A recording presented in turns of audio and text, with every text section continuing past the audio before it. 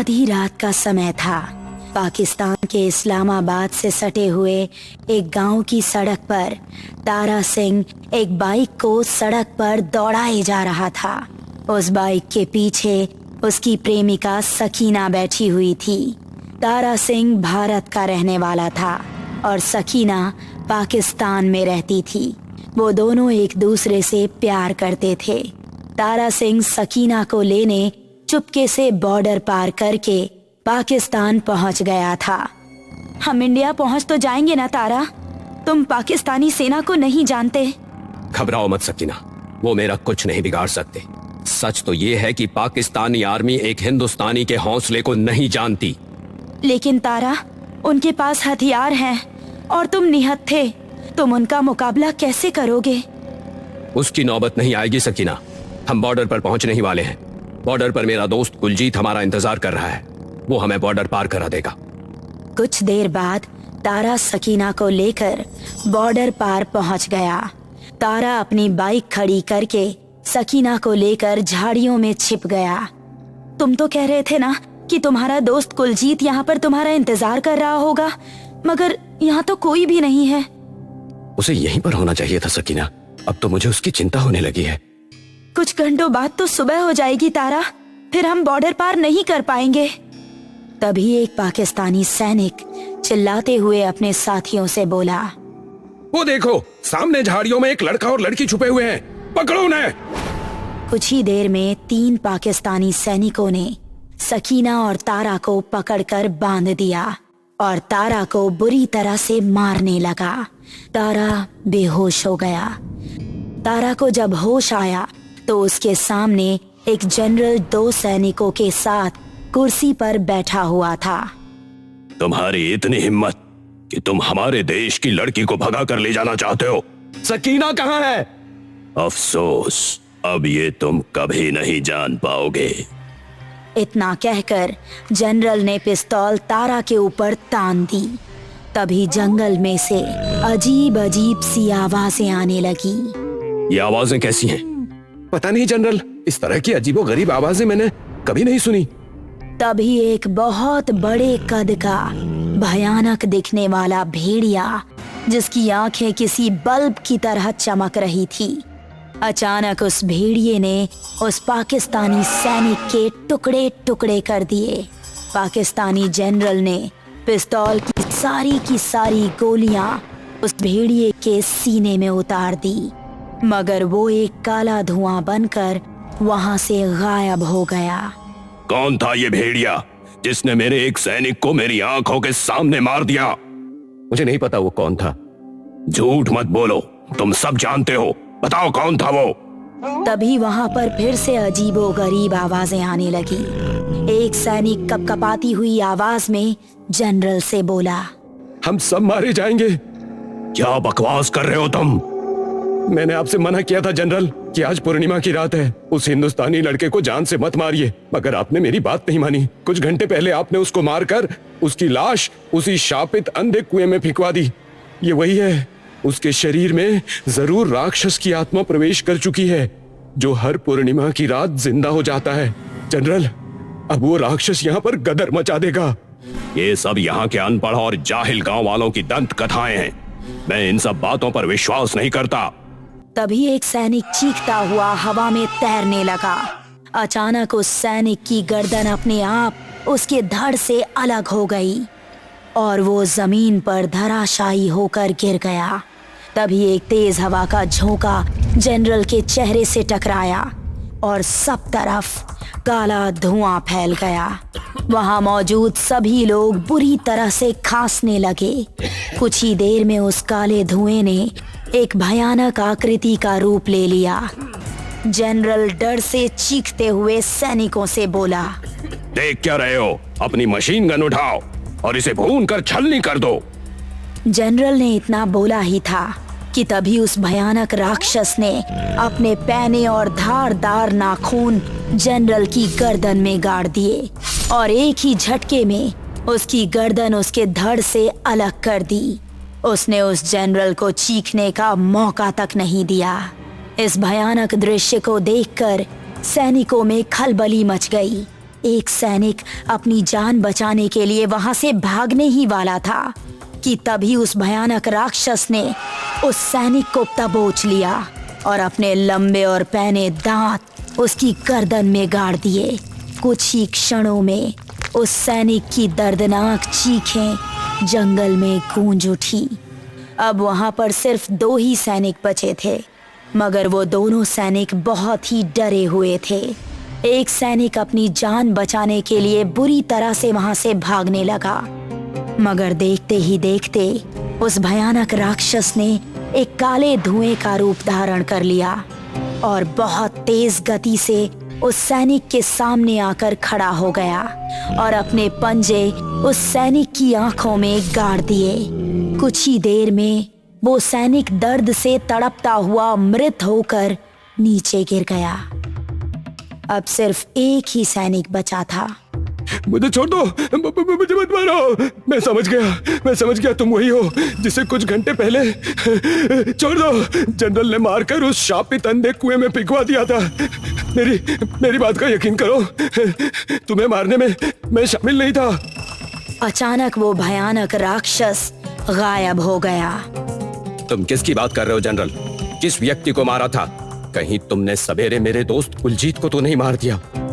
Duty पर आते ही मुझे पता चला कि कुछ देर पहले जनरल ने एक हिंदुस्तानी जासूस को मारकर अंधे कुएं में फिकवा दिया है। मेरा दोस्त कुलजीत ही मेरा इंतजार कर रहा था। जब मैं सकीना के साथ बॉर्डर पर पहुंचा तो वो यहाँ पर नहीं था। हमने उसका बहुत देर इंतजार किया। इसका मतलब कुलजीत पकड़ा गया। कम से कम ये तो बता दो कि मेरी सकीना कहाँ है? वो सैनिक इससे आगे कुछ बोल पाता कि तभी उस सैनिक के ऊपर किसी ने ताबड़तोड़ फायर कर दिया। तारा ने देखा फायर करने वाला व्यक्ति उसका दोस्त कुलजीत था। कुलजीत, तू जिंदा है? मुझे लगा कि इन लोगों ने तुझे मार दिया। ये सारे सैनिक किसी हिंदुस्तानी को मारने की बात कर रहे थे। जल्दी से मेरे हाथ खोल यार। सकीना को कहाँ छुपा दिया है? और पता नहीं छुपा दिया है या मार दिया है।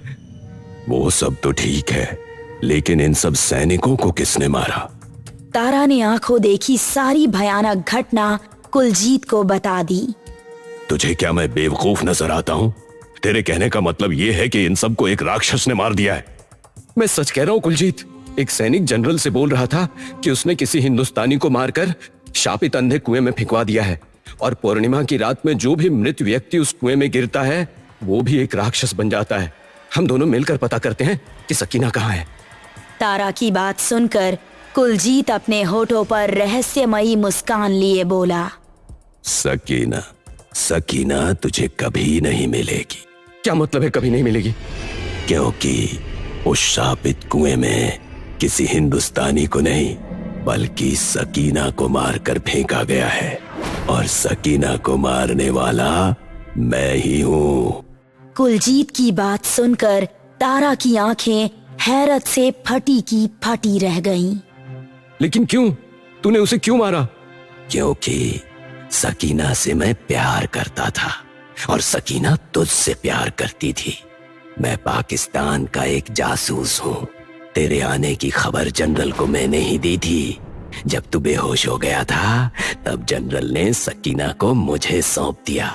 मैंने सकीना को बहुत मनाने की कोशिश की, लेकिन वो सिर्फ और सिर्फ तेरा नाम ले रही थी। इसलिए मैंने कुछ सैनिकों के साथ मिलकर उसे मारकर कुएं में फेंक दिया और सारे सैनिकों को यही लगा कि कुएं में मारकर मुझे फेंका गया है। अब तू भी मरने के लिए तैयार हो जा। तभी कुलजीत के हाथ से पिस्तौल गिरकर हवा में तैरने लगी और तारा के हाथ खुद ब खुद खुल गए। कुलजीत के सामने वही भयानक चेहरा था जिसने कुछ देर पहले सबको मार दिया था। कौन हो तुम? मगर अचानक वो भयानक राक्षस एक भयानक स्त्री में परिवर्तित हो गई, जिसके चेहरे की खाल बुरी तरह से जली हुई थी और उसके चेहरे से मांस लटक रहा था। उस भयानक स्त्री ने अपने नुकीले पंजे कुलजीत की गर्दन में गाड़ दिए। कुलजीत की एक दर्दनाक चीख जंगल में गूंज गई। वो भारी आवाज में तारा को देखकर बोली, चले जाओ यहाँ से। इतना कहकर वो वहां से गायब हो गई। तारा समझ गया था कि वो उसकी सकीना ही थी। तारा आंखों में आंसू लिए और खाली हाथ अपने देश की ओर लौट आया। रात के 12 बजे थे। अमावस की रात थी।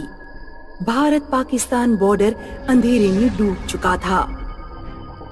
चरण सिंह नाम का एक भारतीय सिपाही अपने साथी के साथ टेंट की ओर बढ़ रहा था। ओए चरण सिंह, आज ड्यूटी का पहला दिन है ना? हाँ भाई, बरसों का ख्वाब पूरा हुआ। तेरा भाई फौजी बन गया। आज पहला दिन है तेरे भाई का। दिन नहीं चरण सिंह, रात। पहली रात है तुम्हारी।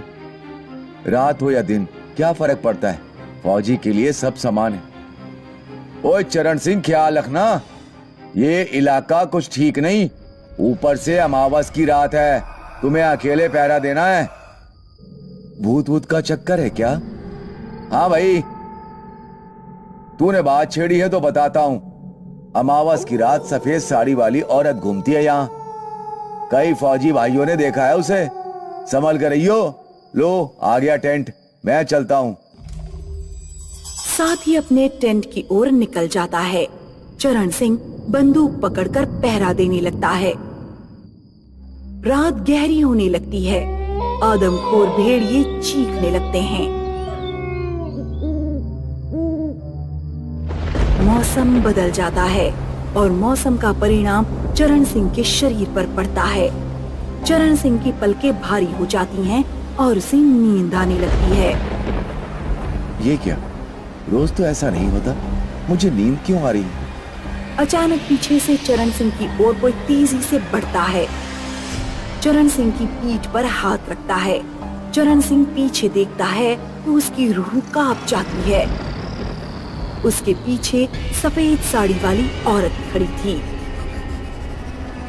चरण सिंह कुछ बोल पाता उससे पहले ही उसकी नजर आत्मा की नजरों में समा जाती है और चरण सिंह वश में हो जाता है। तुम्हें नींद आ रही है, सो जा। मैं सो जाता हूँ। चरण सिंह जमीन पर गिर जाता है और सो जाता है। चरण सिंह को देखकर आत्मा मुस्कुराती है और चरण सिंह को अपनी गोद में उठाकर चल पड़ती है। इधर मेजर सूर्य प्रताप को रेड अलर्ट मिल जाता है। रणजीत, सिपाही चरण सिंह को वायरलेस भेजो। बोलो अलर्ट रहे, खतरा है। हेलो चरण सिंह, सुन रहे हो? खतरा है। हेलो। चरण सिंह का वायरलेस टेंट के सामने गिरा पड़ा था और आत्मा चरण सिंह को दूर लेकर जा रही थी। Sir, no response. What? Ranjit, soldiers के साथ चरण सिंह के टेंट पहुंचो, जल्दी। Okay major, come on soldiers. 20-25 सैनिक भागते हुए वैन में बैठ जाते हैं, पर वैन स्टार्ट नहीं हो पाती। अरे इमरजेंसी है, फास्ट। वैन स्टार्ट नहीं हो रही है। व्हाट? धक्का लगाओ, धक्का लगाओ, जल्दी। सोल्जर्स उतरते हैं और वैन को धक्का लगाते हैं। इधर आत्मा चरण सिंह को लेकर दूर आ पहुंचती है और जमीन पर रख देती है। चरण सिंह के टेंट पर अचानक हमला होता है। 20-25 पाकिस्तानी आतंकी फायरिंग करने लगते हैं। छलनी कर दो, एक भी हिंदुस्तानी सिपाही बच ना पाए। टेंट में देखो, सिपाही छिपा होगा। एक आतंकी टेंट में घुसता है, पर गोलियों से छलनी होता हुआ पीछे पीछे आने लगता है। सिपाही टेंट के अंदर है, फायर। टेंट पर फायरिंग शुरू हो जाती है। टेंट से भी फायरिंग होने लगती है और हाथ में बंदूक थामे फायरिंग करते करते सफेद साड़ी वाली आत्मा बाहर आती है। भागो। आतंकी भागने लगते हैं तो आत्मा बंदूक से एक एक आतंकी का पीछा करते हुए सबको मार गिराती है। सारे आतंकी मर जाते हैं। इधर रणजीत वैन में अस्वस्थ होकर चरण सिंह से संपर्क करने की कोशिश कर रहा था। हेलो चरण सिंह, तुम जिंदा हो? जवाब दो। शिट यार, जल्दी चलो, लगता है हमला हुआ है। आत्मा चरण सिंह को टेंट के सामने लाकर रख देती है। चरण सिंह होश में आता है तो मरे पड़े आतंकी और आत्मा को देखकर चौंक जाता है। ये सब क्या हो रहा है? बेटा, ये आतंकी थे, हमला करने आए थे। क्या आपने इन्हें मार गिराया? हाँ, मैंने मारा है इन्हें। मुझे माफ कर दो, तुम अकेले थे, इन सब का सामना नहीं कर पाते, इसलिए मैं तुम्हें दूर ले गई और उन्हें मार दिया। आप कौन हो? मैं एक माँ की आत्मा हूँ। तुम्हारे जैसे ही मेरा बेटा फौजी बनकर देश की सेवा करते करते इधर शहीद हुआ और उधर गांव में मैं भी मर गई। मरने के बाद भूत बन गई और मैंने ठान लिया, देश के दुश्मनों को देश की तरफ आंख उठाकर नहीं देखने दूंगी। तब से मैं भूत बनकर बॉर्डर पर भटक रही हूँ। मुझसे सवाल पूछे जाएंगे तो क्या जवाब दूंगा?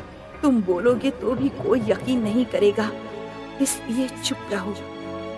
वो लोग आ गए हैं, मैं चलती हूँ। जब भी जरूरत हो इस माँ को याद करना, आ जाऊंगी। आत्मा गायब हो जाती है। रणजीत सोल्जर्स के साथ टेंट आकर देखता है तो सारे आतंकी मरे पड़े हैं। खतरा टल चुका है। चरण सिंह अकेले आतंकियों का खात्मा कर चुका है। चरण सिंह, तुम्हारी जय हो। जय करनी है तो उस माँ की करो जो माँ फौजी बेटे पैदा करती है और देश की हिफाजत करती है। बोलो भारत माता की जय। वंदे मातरम।